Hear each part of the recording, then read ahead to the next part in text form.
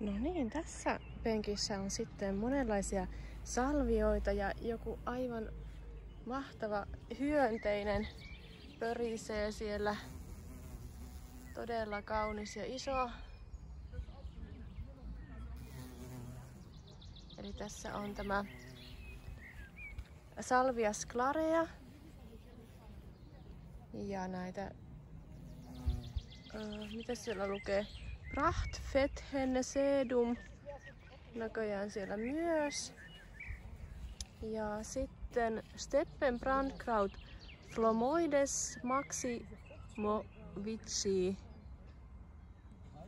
on ilmeisesti näitä isoja, jotka ovat jo kukkineet. Knautia, ruusuruohoja, jättilaukat ovat kukkineet jo. Täällä lukee Bitte nicht berühren.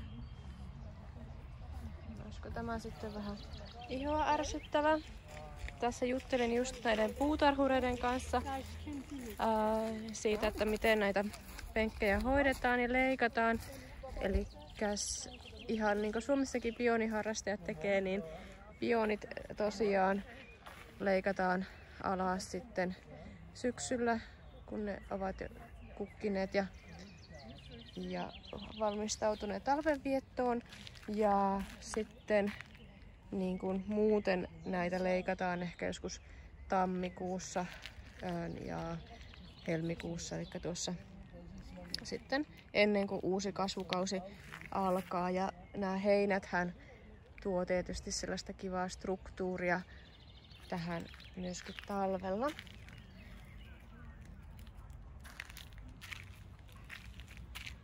Eli tämä istutussuunnitelma on tarkoitettu aurinkoiselle paikalle, jossa on kohtuullisesti ravinteita, avoimelle paikalle. Melko tämmönen kuiva maa saa olla sitten.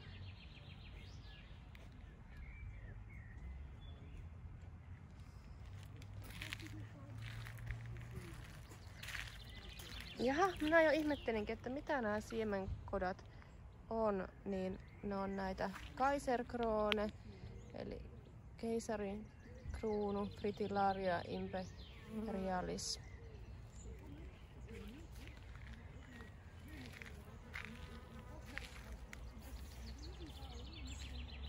Ja nämä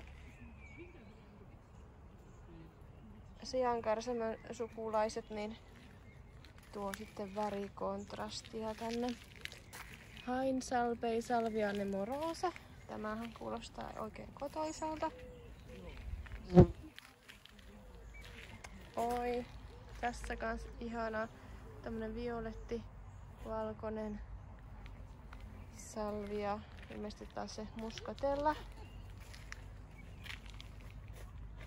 Rispenblau Weiderich Pseudolysimachion spurium.